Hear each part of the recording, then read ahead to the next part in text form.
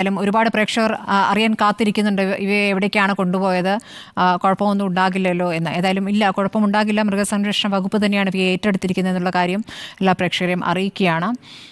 മറ്റൊരു പ്രേക്ഷകൻ ഇപ്പോൾ ടെലിഫോൺ ലൈനിലുണ്ട്, ദീപു. ദീപു പറഞ്ഞോളൂ. മാഡം, ഞാനൊരു യൂട്യൂബ് പ്രേക്ഷകനാണ്. അപ്പം ഈ സുജയ മാഡത്തിന്റെ പോക്ക് കണ്ടിട്ട് പേടി വരുന്നു. കാരണം ആ കെട്ടിടം പൊളിക്കുന്നതിന്റെ സൈഡിലൊക്കെ നിൽക്കുന്നു. അവിടെ രക്ഷാപ്രവർത്തകർക്കൊപ്പമാണ്, സുരക്ഷിതമായിട്ട് തന്നെയാണ് നിൽക്കുന്നത്. സുജയെ കൂടെ വിളിക്കാം. തീർച്ചയായിട്ടും. എന്നാലും നമ്മള് ഒരുപാട് ബഹുമാനിക്കുന്ന ഒരു വ്യക്തിയാണ്, ഒരു മേഡമാണ്. ഓക്കെ, ഞാൻ സുജയുണ്ട്, സുജയ ലൈനിലുണ്ട്. ദീപു, സുജയോട് സംസാരിക്കാം. സുജയ കേൾക്കുന്നുണ്ടല്ലോ?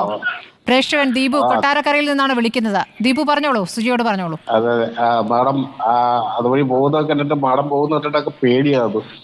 കാരണം ഒരുപാട് ഡേഞ്ചറസ് ആയിട്ടുള്ള സ്ഥലമാണ്. ഞാൻ മാഡത്തെ ബഹുമാനിക്കുന്ന ഒരാളാണ്, ഒരു ഹാൻഡിക്യാപ്ഡാണ്. അപ്പോൾ മാഡം തീർച്ചയായിട്ടും അറിയാം. നമ്മൾ ഒന്നും പറഞ്ഞതേ ഉള്ളൂ. നമ്മുടെ പഴയ വിക്ടർ ജോർജിനെയൊക്കെ ഓർമ്മിക്കുന്നു. ദീപു, ഞാനിപ്പോ വെള്ളോർമല ഭാഗത്താണ് നിൽക്കുന്നത്. ഇവിടെ ഇപ്പോ ഒരുപാട് പേരുടെ മൃതദേഹം കിട്ടുന്ന ഒരു സാഹചര്യമാണ് ഉള്ളത്. അവിടെ ഇപ്പോൾ മൃതദേഹങ്ങൾ കണ്ടെടുത്തുകൊണ്ടിരിക്കുകയാണ്. അപ്പൊ നമുക്കത് രക്ഷാപ്രവർത്തനം, അതോടൊപ്പം തന്നെ ആരെങ്കിലും ജീവനോടെ കുടുങ്ങിക്കിടക്കുന്നുണ്ടെങ്കിൽ അവരെ രക്ഷിക്കുക.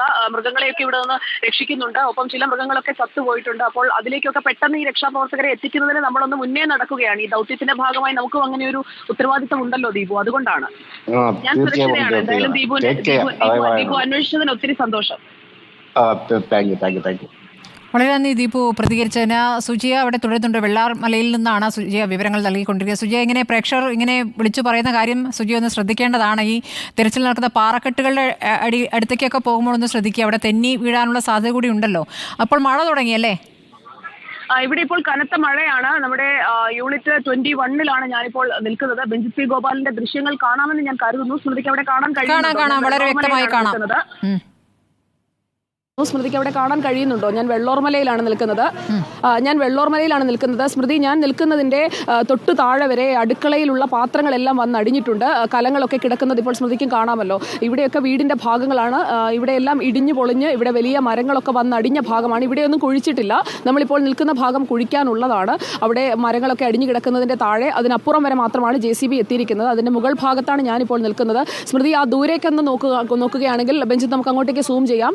അവിടെ ആ JCB നിൽക്കുന്ന ഭാഗത്ത്, തേയിലത്തോട്ടത്തിന്റെ താഴെയുള്ള ഭാഗത്ത് നിന്ന് ഒരു മൃതദേഹം കൂടി കിട്ടിയിട്ടുണ്ട്. അതിപ്പോൾ അവിടെ നിന്ന് മാറ്റുകയാണ്. നേരത്തെ ഞാൻ സൂചിപ്പിച്ചതുപോലെ നമ്മുടെ കടാവർ നായയായ മർഫിയാണ് അവിടെ ചെന്ന് കൃത്യമായി അത് കണ്ടെത്തിയത്. തെർമൽ ഇമേജിങ്ങിലൂടെ സ്പോട്ട് ചെയ്ത സ്ഥലമാണ്. 6 സ്പോട്ടുകളാണ് ഇപ്പോൾ ഇവിടെ ലൊക്കേറ്റ് ചെയ്തിരിക്കുന്നത്. അതിൽ ഒരിടത്ത് നിന്ന് 50 വയസ്സുള്ള ഒരു പുരുഷന്റെ മൃതദേഹം കിട്ടി. അടുത്ത മൃതദേഹത്തിന്റെ മണമുള്ള ഭാഗത്ത് മർഫി കുറച്ചു നേരം കുരച്ചുകൊണ്ട് നിൽക്കുന്നുണ്ടായിരുന്നു. ഇപ്പോൾ അടുത്ത സ്പോട്ടിൽ നിന്ന് ഇതിന് അടുത്ത് തന്നെയാണ് 4 മൃതദേഹങ്ങൾ കിട്ടിയത്. ഒരു കുടുംബത്തിലെ ആളുകളാണോ എന്ന് സംശയിക്കുന്നുണ്ട്. പക്ഷേ അഴുകിപ്പോയതിനാൽ തിരിച്ചറിയാൻ കഴിയാത്ത സാഹചര്യമാണ്. അവിടെ നിന്ന് ഒരു മൃതദേഹം കൂടി ഇപ്പോൾ എടുക്കുകയാണ്. ഏറ്റവും കൂടുതൽ പാറക്കഷണങ്ങൾ ആ തേയിലത്തോട്ടത്തിന്റെ ഭാഗത്തുകൂടി ഒഴുകി വന്ന പാറക്കഷണങ്ങളാണ്. വലിയ പാറക്കഷണങ്ങൾ ഒന്നു ചേർന്ന് കിടക്കുന്ന ഭാഗമാണ്. അവിടേക്ക് പോകണമെങ്കിൽ ഇതുവഴി ഒന്ന് വളഞ്ഞു പോകണം. അവിടെ ആ JCB നിൽക്കുന്ന ഇടത്ത് ഒരു കാറ് കിടക്കുന്നത് കാണാമെന്ന് ഞാൻ കരുതുന്നു. ഒരു വെളുത്ത നിറത്തിലുള്ള കാറ് കിടക്കുന്നത് കാണാമെന്ന് കരുതുന്നു. അതൊക്കെ ഒഴുകിപ്പോയി അവിടെ അടിഞ്ഞതാണ്. ഇപ്പുറത്തൊക്കെ തിട്ടയായിരുന്നു. ഈ സ്കൂൾ നിൽക്കുന്ന ഭാഗം അവിടെ തിട്ടയായിരുന്നു. അവിടെ പാർക്ക് ചെയ്തതോ അല്ലെങ്കിൽ അവിടെ നിന്ന് ഒഴുകി വന്നതോ ആയ ഒരു കാറായിരിക്കുമെന്നാണ് നമ്മൾ കരുതുന്നത്. അവിടെയും ഈ അടിത്തറ അടക്കം ഇളകി മണ്ണോട് ചേർന്നിരിക്കുന്നത് നമുക്ക് കാണാം. അവിടെ ഇപ്പോൾ ഈ മണ്ണുമാന്തി യന്ത്രം ഉപയോഗിച്ച് മാറ്റുന്നത് ഒരു വീടിന്റെ അസ്ഥിവാരമാണ്. അവിടം വരെ ബാക്കി ഭാഗങ്ങൾ മുഴുവൻ പോയതാണ് എന്ന് കരുതുന്നു. അവിടെ ഇപ്പുറത്തെ ഭാഗത്തേക്കുള്ള വീടുകൾ വരെ ഈ നാശനഷ്ടങ്ങൾ ഉണ്ടായിട്ടുണ്ട്. നമ്മൾ ഇപ്പോൾ ഒരു മൃതദേഹം കിട്ടിയിട്ടുണ്ട്. അതാണ് ഇപ്പോൾ അവിടെ നിന്ന് കൊണ്ടുവരുന്നത്. അതിന്റെ ദൃശ്യങ്ങളാണ് നമ്മൾ ഇവിടെ നിന്ന് നേരിട്ട് കണ്ടുകൊണ്ടിരിക്കുന്നത്. അത് ബ്ലർ ചെയ്ത് കൊടുക്കേണ്ടതായതുകൊണ്ട് നമ്മൾ അതിൽ നിന്ന് ദൃശ്യം ഒന്ന് പിൻവലിക്കുകയാണ്.